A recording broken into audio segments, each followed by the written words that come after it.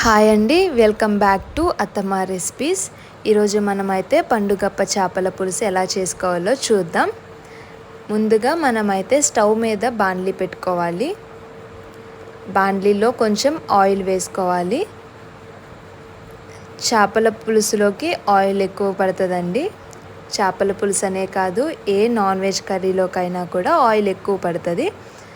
దానివల్ల ఏమవుతుందంటే non veg నీసు వాసన రాకుండా ఉంటుందన్నమాట ఆయిల్ ఎక్కువ వేస్తే. అన్నిటికన్నా చేపల కర్రీలో ఆయిల్ ఎక్కువ వేస్తే చాలా టేస్ట్గా కూడా వస్తుంది.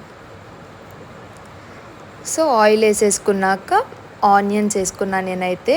ఆనియన్స్లో కొంచెం స్ప్రింగ్ ఆనియన్, ఉల్లిబందు కూడా వేసుకున్నాను. ఉల్లిబందు వల్ల చేపల కర్రీలోకి చాలా టేస్ట్ వస్తుంది, చేపల కర్రీకి. సో అందుకని మేము ఉల్లిబందు కూడా వేసుకున్నాం. సో ఈ ఉల్లిపాయ అనేది బాగా వేగాలండి. ఉల్లిపాయ బ్రౌన్ కలర్ వచ్చే వరకు కూడా వేయించుకోవాలి మనము. సో ఇలా నురుగు వస్తుంది కదండి ఆయిల్, మేమైతే పల్లి ఆయిల్ యూస్ చేస్తాం.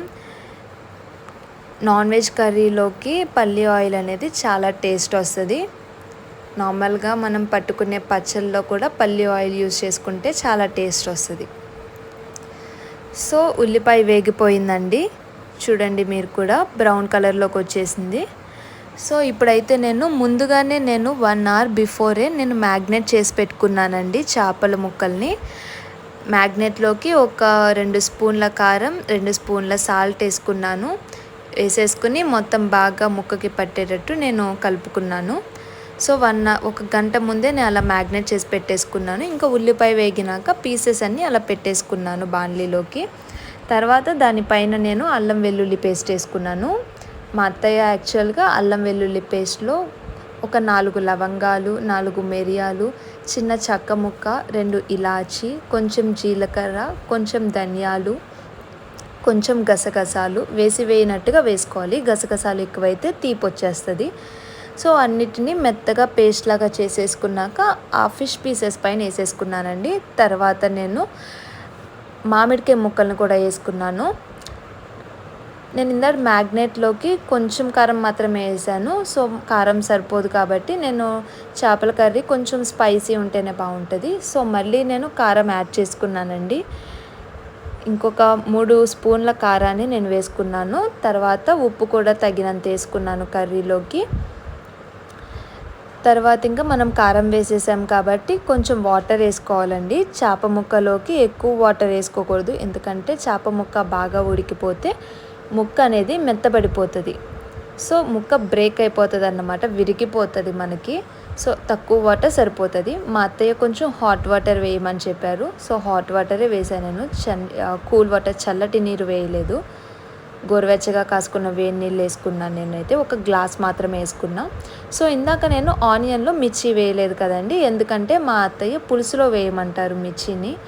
ఇలా పులుసులో వేసుకున్న మిర్చి మనం చేపల కర్రీ తినేటప్పుడు ముద్దకి మిర్చి నంచుకుంటే చాలా టేస్ట్ ఉంటుందండి. మేమైతే మిర్చిని తొడియాలతోనే వేసేస్తాము. తొడియం పట్టుకుని తింటే చాలా అంటే చాలా బాగుంటుంది. మీరు కూడా టేస్ట్ చేయండి ఒకసారి. సో చూసారు కదండి, ఉడుకుతుంది. పులుసు అనేది ఎలా పైకి వస్తుందో. నేనైతే చేప ముక్క ఎలా ఉడికింది అని తెలుసుకుంటానంటే ఆయిల్ అంతా పైకి వచ్చేస్తుంది కదా. సో నాకు అలా అర్థమవుతుంది అన్నమాట, ముక్క ఉడికిందా లేదా అని నేను అలా అర్థం చేసుకుంటాను. కొంతమంది ఎక్స్పీరియన్స్ని బట్టి బాగా అలవాటైపోతుంది. సో చూసారు కదండి, మనం వేసుకున్న పేస్ట్ వల్ల ఈ పులుసు అనేది చక్కగా థిక్గా వచ్చింది. సో అందుకని పేస్ట్లో కొంచెం గసగసాలు అవన్నీ వేసుకోవాలన్నమాట. టేస్ట్ కూడా చాలా బాగుంటుంది, ఇలా థిక్గా వస్తుంది పులుసు అనేది. సో ఇలా ఉడుకుతుందండి పులుసు. స్మెల్ అయితే చాలా బాగా వచ్చిందండి.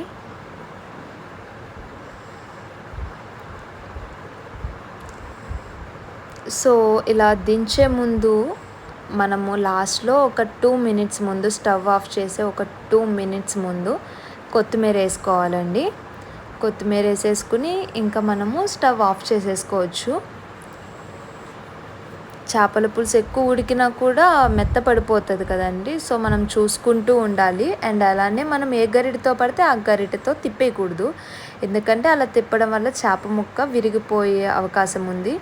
సో జాగ్రత్తగా చూసుకోవాలండి మనం. నేనైతే ఎక్కువగా దోస వేస్తారు కదండీ, దోస తీస్తాం కదా, దాంతో ఆ గరిటెతో నేనైతే ముక్కని వేస్తాను. ఇంకా గ్రేవీకి ఇలాంటి గరిటె పెట్టుకుంటాను నేనైతే. సో ఇంకా కొత్తిమీర వేసేస్తున్నానండి నేనైతే. ఇంకా కర్రీ అయిపోయి వచ్చింది. ఒకసారి మీరు కూడా ఇంట్లో ట్రై చేయండి. So if you like this video please like, share and subscribe to అత్తమ్మ రెసిపీస్. Thank you.